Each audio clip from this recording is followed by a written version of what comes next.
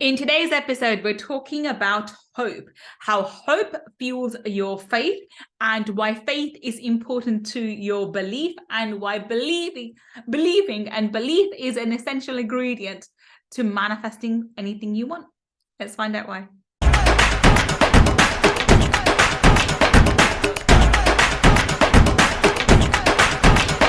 This is Gull Khan, your money mindset expert, and today we're talking about hope, how hope fuels your faith, and how faith actually is essential in order for you to believe that you can achieve what you set yourself to achieve.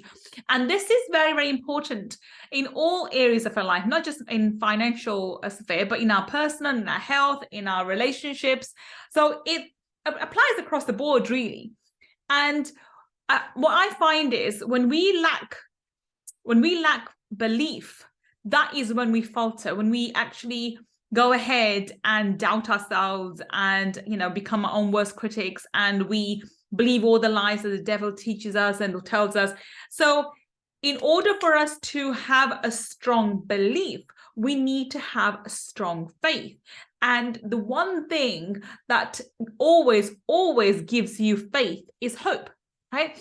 So when I was looking upon my own life, and I was looking through my roller coaster life that I've had, every time when there's ebb and flow of life, and I've been at my lowest moment, my prayers, okay, so I pray a lot. I find that in my darkest moments, I turn to prayer more than anything else. I cry in my salah. I read the Hajjud more frequently. I actually read Josh, which is a mid-morning prayer between Fajr and Zohar. And I'm praying a lot more.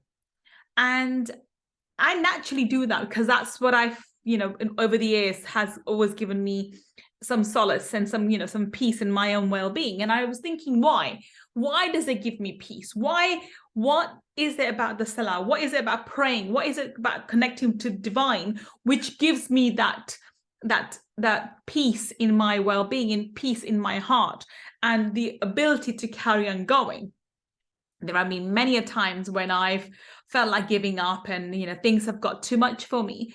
But when I go into my salah, when I go and do my prayers, and I see people do this, when they go to mandir and they go to synagogue, or they go to church. It doesn't really matter if you are praying at home or you're praying in a church or synagogue or a mosque. It's that connection with the divine that allows you to have that hope. And that hope then fuels your faith. And that faith allows you to have the belief that, yes, things are going to turn around. Yes, this is going to work out. Yes, I don't know how things are unfolding. Everything seems like being, it's a bunch of chaos. But I know that there's an order to this chaos, and eventually things will fall into place. Where does it come from? It comes from that divine connection, right? So, when I looked at my life, and I realized every moment has had that sequence that I've just described to you. When things start going wrong, when things go well, I do pray as well. But I tend to find, like everybody else, life takes over. You're not as diligent with your prayers, or as regular with your prayers, or at least with the Hajjud anyway. The Hajjud prayer, which is a midnight prayer, a lot of people are not as regular with it. I have been guilty of that I don't do the Hajjud prayer as frequently as I would like, but I do them very, very frequently when I'm upset, when I'm sad, when I'm aiming for something and things just seem to be out of my control. And I realized, because the reason why I do the Hajjud, because we as Muslims believe that midnight prayer, the Hajjud prayer, which is between 3 and 3 o'clock onwards, it tends to be slightly earlier in the winter months, but in the summer months, but in the winter months is generally between 3 to 5. And so it's that the Hajjud time, that midnight time, that's which in the Hinduism is the Sattvic time, right? That 3 to 2 to 4, 3 to 5, that kind of Sattvic time, which is very, very precious. And there's a tradition in the Islamic tradition. They say that God is the closest to his servants, as humans, during the Hajjud time, that the midnight time, right in the middle of the night. And so if you pray at that moment, even 2 rakats, right, your prayers are sure to be answered. And of course, there are traditions in Buddhism and Hinduism. So, they have, most religions have similar sort of meditation or prayer around a similar sort of time as well. I've noticed that seems to be the common theme between all the religions. I mean, they all have the similar message anyway. And the point being, and even from the secular point of view, the New Age thinking, when people get up to 4 o'clock in the morning to meditate, they find that to be the most, enlightening and the most uplifting time for them to really connect to their higher self and to the source energy, and to find enlightenment. So even doesn't matter if you take religion out altogether, that 4 a.m. period tends to be really, really important and really crucial in us connecting to divine source energy. And why is that? Because at that time, when we have put away all our worldly needs and our means and our physical bodies, and the world is quiet, we're able to sit down quietly through meditation or prayer and connect to divine source energy. And when we connect to divine source energy, instinctively we get this peace, because this knowingness, because now we have hope. We have hope that what we're doing is going to come true. What we're manifesting is going to come true. If what we're praying for is going to be answered, our prayers are going to be answered. So that prayer fuels our faith. It gives us hope, and that hope fuels our faith. If you're meditating, then you're connecting to whatever you desire, and you're connecting to your higher self and in all source energy. And therefore able to attract and come into alignment with whatever it is you're manifesting. Same thing, right? It's just, different language used for the same exact purpose or same scenario. You just view it as a different way. The way I look upon my manifesting is I pray and I read the Hajjud. And that's the time when I know for a fact that my prayers will be answered, whatever I ask for in that moment in time. If my God says to me if you ask in the Hajjud, I'll give it to you. Doesn't matter if it's child or money or partner or health or whatever it is, whatever you want, I will grant it to you. So I really believe that the Hajjud prayer is that powerful. So when I read the Hajjud prayer, that's what I'm going for, right? And when people, I know in the past, when I wasn't reading the Hajjud prayers, I was more into meditating in that time. I'm not saying meditation is not bad. I think after the Hajjud, the best time to do meditation is read the Hajjud and afterwards do meditation. Why not, right? Again, the same thing that I would be doing was, meditating around that time, and again connecting to divine source energy through meditation, through going in and and just be quietening the mind and going in, connecting to divine source energy through meditation, again looking and focusing on what it is that I wanted to manifest, be it health and wealth and whatever else that you want in your life. But regardless of which path you take, prayer or meditation or whatever have you, what this process does, it actually allows you to have hope that whatever you are creating and manifesting is going to happen.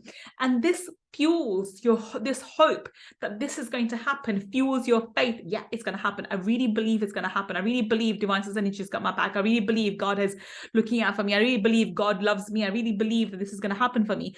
And that faith then allows you to have belief on a day-to-day basis, which is more important, by the way, because if you believe that something's going to happen, it will happen. I'm going to share an example with you, and you guys know I'm a big Bollywood fan. I'm a really, really big Bollywood fan. So I was listening to interviews from SRK. For those of you who don't know, that's Shahrukh Khan. He's the Badshah of Bollywood, the king of Bollywood, so to speak. And I'm not that big a fan of his acting, I have to say, but as a human being and as a person, he's amazing. And I think he's a great manifestation or law of attraction teacher. He really is. He embodies everything about law of attraction. He talks about it so openly. And I love him for that. Absolutely. He's very honest and very upfront about how he achieves things and what you should do to get success. And he's brilliant for it. And he talks, and someone asked him recently, he took a 4-year sabbatical or time off from films for various health reasons or whatever reasons he gave, I don't know. But when in the interview, they asked him, he's got 3 films back to back lined up. And the few films just before he took the 4 years off didn't do too well at box office. I mean, honestly, they weren't great movies at all. I even thought, my God, what the hell is he doing? But he's a great marketer. So he's able to market them and make money from them. Anyhow, I just loved his answer. So when she said to him, you've got 3 films back to back coming out, do you ever wonder if there will be a success? And he smiled. He said, I don't want to sound pompous, but I honestly want to give you an honest answer. And the answer is, I believe that every single one of them is going to be a super duper hit. And he said, I'm not saying this to be arrogant. I'm just saying this. This is the belief that I hold. And it's a belief that I go to sleep with. It's a belief that I wake up with. And it's a belief that I walk around with. And I thought, absolutely fantastic. That's how you should be believing. And lo and behold, this interview was before his recent movie Pathan came out. And Pathan's recently come out and has broken all box office records and has made like, amazing amount of like 1,000 crore, like 1,000 crores or something crazy, like crazy numbers in terms of, monetary value. But the point being, he had that belief first. So it wasn't like he was hoping and praying. He did everything possible. He did the right marketing. He actually marketed this movie. He went ahead and did the marketing for this movie in the FIFA World Cup that happened recently. So it's the first Indian movie, or any movie from what I remember, to be marketed at a FIFA World event, right? It was amazing marketing strategy on his behalf. And he did it in the Middle East, where he's really popular, in Qatar, where the FIFA World Cup was taking place. Amazing strategy, amazing, right? He also went and sold the rights to it before it was released in the cinema to Amazon Prime, and for some like 200 crores. And this is in rupees, of course. But that means that his cost was already covered. So by selling that to Amazon Prime, he's already covered his cost before he even went to hit the cinemas. And then he went through this various marketing and strategy that he has. He's brilliant at marketing. And he's able to allow his fans to come forward and sort of celebrate his movie, and it became a huge global success because of that. Now, yes, you can say he's amazing at marketing. Yes, he's amazing and brilliant at this, but that's him now. If we talk about the same individual back when he was first starting out, we'll see a similar belief. I believe that SRK is SRK not because of, because of this hard work that he's done. Yes, he's done a lot of hard work, but the belief that SRK has is because the reason why SRK is SRK is because of the belief he has. If you go back and he's been around for goodness 20-something years now, and more than that, 30-something years. And he came out when I was a teenager. So I was really, really young when he came out. And in the early 90s, I was barely, I think, in my early teens. And there's a movie that came out in the 90s called Yes Boss. For those of you who watch Bollywood would know this. Those who don't watch Bollywood will not know this. But in the 90s, this movie came out called Yes Boss. It was SRK with Jude Chawla. And there's a song in there. Now I'm going to do just a general translation of it. But in that song, he says, God, I don't want much. I just want to control all power. I want to have control of all the money. I want to control this. And it's done with a tongue in cheek. It's supposed to be funny. It wasn't supposed to be, him going for world domination. But he asked for fame. He asked for name. He asked for money. He asked for all the girls to fall in love with this guy. And keep in mind, for those who don't know, SRK is decent looking now. And I'm going to say decent looking. He's decent looking. I won't say he's very handsome, but he is attractive now. Whereas when he first came into the movies, he wasn't. He was below average looking, very skinny, not someone that you would notice, and not necessarily someone you think is a hero. But he had ambition, and he has dream, and he had belief in himself. And this is what made SRK SRK, not his looks, not his talent, but his belief in himself. And the one beautiful thing about SRK is he's very humble. From what I've seen, I've not met him personally, so I cannot make a comment on this, but from what I've seen from his interviews and from his general interaction with people, he is very, very humble. So he actually says it himself, which is probably the most beautiful thing about someone as amazing as like that he says it. I'm below average looking. I'm an average looking guy. I didn't have the great body like Salman Khan. I didn't have any family connections. I wasn't good looking like some of the other actors around that time. And it's just pure belief in himself that he believed that he could rule Bollywood. And guess what? When this movie came out, and then a couple of years after that, this movie came out, Badshah, when he says, I'm Badshah, I am Badshah, I am everything, right? He believed, and I think these songs embody what he actually believed in his personal life, in his heart of hearts, because these these songs became his life's truth. He now rules Bollywood, and he has ruled Bollywood for the last 20 odd years. He is what's called as the Badshah, the king of Bollywood. And he's able to do this because of belief. Now, I'm rattling on about SRK today because I think he is a prime example of what self-belief can give you in this life. I'm not saying that you have to be the best looking and the best intelligent to get what you want. Hell no. If you look in your life and this is a money podcast, let's talk about money. If you want money and you want to become a millionaire, or hell, why not a billionaire? If you want to become a billionaire, do you have to be the smartest person? Do you have to be the best looking person? Do you have to have the best family connections? The answer to all those three questions is no, you don't, right? The one thing that you need to have in order for you to be ultimately financially successful, or successful in relationships, or successful in any area of your life, is one thing, and that's belief. And you need to have belief in yourself. You need to believe that whatever it is that you're wanting, whatever you're manifesting is going to come true, is going to happen. This is something that you need to believe in. You have to believe in it with all your heart and with all your might. And anything contrary has to be thrown away like the sin. Right? It's like, no, it's a forbidden thing. I cannot think about it. I should not think about it. And you don't allow yourself to think about the opposite. You believe in this so powerfully, the way SRK, even now, after all these years, the woman said this to him, do you believe that these three movies will be successful? He said, they're going to be super duper hits because I believe they will be. I go to sleep with this belief. I wake up with this belief. I walk around with this belief. And that is why his movie has gone on to be such a super success. I'm sure I haven't seen the movie, and I'm sure it'll be a mediocre movie because, honestly, from what I've seen, the trailers, it doesn't look that amazing to me. It doesn't have that deeper message. It's just a commercial, Bollywood masala movie, which is fine. There's nothing wrong with that, and we all love watching it. But I haven't bothered to, I've not gone eagerly out of my way to go and watch it because I will watch it eventually. I'm waiting for it to come out on Prime. But the point I'm making here is it's that belief that he has. He had that belief when he first started, when he first came to Bollywood with his average, or I would say below average looks, with his skinny, body, and limited actor skills. I mean, his acting skills has probably, improved somewhat. They weren't brilliant, but he had that belief. And that one belief allowed him to work probably 10 times harder than everybody else because he knew he can do it. When you believe you can do it, you work harder, you're motivated to try harder, and you try that much harder. When you go out there and you give it your best, you give it your all with the belief that you're going to succeed, then mountains are moved for you. The universe contrives and gives you everything you want. I mean, even in another one of his movies, Om Shanti Om, he actually used that exact dialogue. When you really, really want something, the whole universe conspires to give you that what you desire. And this is so true. This is what law of attraction is all about, right?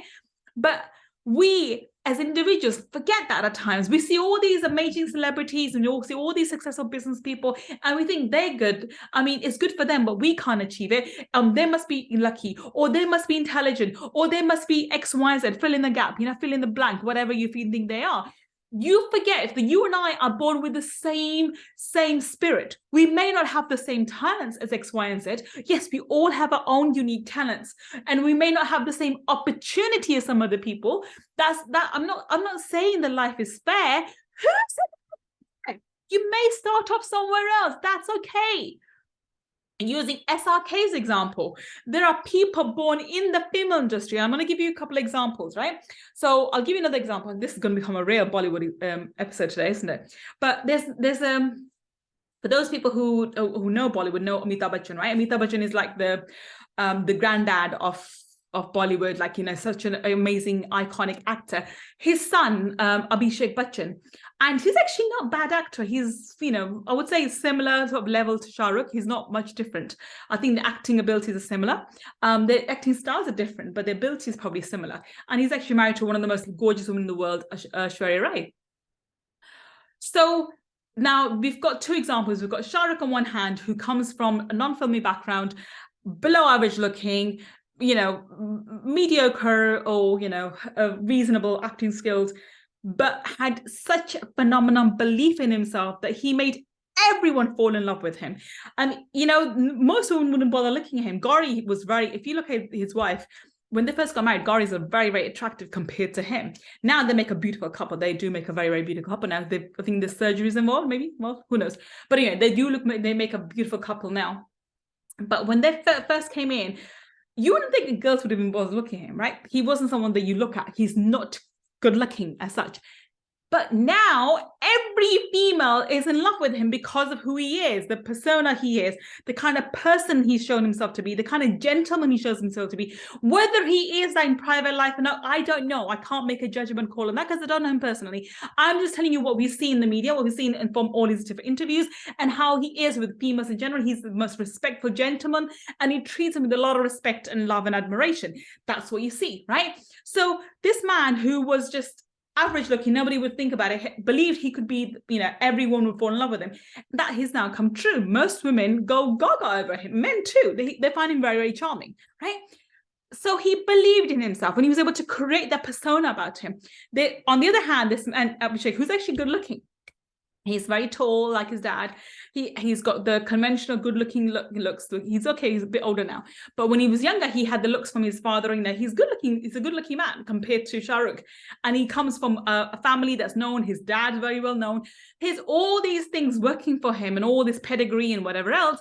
Yet he was not able to do a tenth of what Shahrukh has been able to do, right? And his acting career never took off. It wasn't him to do well. I'm not having a dig at Abhishek. Absolutely not, right? I don't know either of these gentlemen personally. I'm just telling you the belief that I saw in SRK is worth admiring. And this belief was lacking in his counterparts. And that's one of the main reasons. I'm not negating the hard work that SRK put into his life, but the belief was the main component in his success. And this is what I want you to have. Now, I'm not asking you to go become, billionaires as actors in Bollywood. No, that's not my point here, right? I'm making this point that if you start figuring out how you can instill yourself to have this belief, and in order for you to have belief, you need to have faith in something. This is why a higher power is important. I don't care if you believe in Jesus. I don't care if you believe in Buddha. I don't care if you believe in one of the deities of Hinduism, or you believe in God, or you believe in Allah subhanahu wa ta'ala. I believe in Allah subhanahu wa ta'ala, right? Or you believe in secular terms like universal energy. It doesn't matter. When you believe in a higher power, it allows you to have faith. And when you have faith, you find ways to gives you, you have hope that, this is going to work out. That's going to work out. So when you have hope, it fuels your faith in divine source energy, whichever form you see it in. And that faith then goes on to solidify your belief that I can do X, Y, and Z, right? This is the whole point, or Z rather. In being English, we don't say Z, we say Z, right? So the whole point of today's podcast is for you to walk away with the idea that you need to make sure that there's some kind of daily ritual or practice or meditation or prayer that you do, which gives you hope. And that hope fuels your faith in divine source energy or the deity that you worship, right? It could be through meditation. It could be through a prayer. It has to be a daily thing, okay? And that faith then goes on to fuel your belief on a daily, regular basis that this is achievable. I can do this. I will do this. Going back to the SRK example, he came to Mumbai, and at some point, I think he was very frustrated with whatever was going on in his life because he's had some ups and downs. And he was with his friends, and he was just looking at just general life, and he said, you know what? One day I'm going to rule this city. I am going to absolutely rule this city. He was talking about Bombay at the time, I think, but Mumbai. And he said, I'm going to rule this city. Now, I think his friend dismissed it, thinking that's just, him just chit-chatting or whatever. But he proved it. How? Through his belief. He believed it, and he worked for it. And guess what? He achieved it. Far too many times, we lack the belief, but we put a lot of effort into it, and then it doesn't work out in the way we think or we hoped it would. And then we think, well, what went wrong? I put all the hard work and effort too. The one determining factor that when I look at people who are successful and those people who are not successful, I don't see that, in terms of the amount of effort we put into it is as much discrepancy, there's not much discrepancy there. but there is discrepancy in the amount of belief they had in themselves. So one of the first and foremost things I teach my children, my daughter's going through GCSEs at the moment, so I keep telling her, you need to see yourself getting the grades. Before you get the grades, you have to see yourself getting the grades. You have to believe you can get those grades. Only when you believe you can get those grades will you actually put the effort to get those grades, and then you will get those grades. And there are children, there are students who work really hard, like, I don't think I can do this. I don't think I can do this. I don't think I can do that. I don't think I can get an A. And they don't get themselves an A. Why? Because they don't believe it. Hard work is an important element. I'm not negating it. But I believe that belief is more important. That's my point.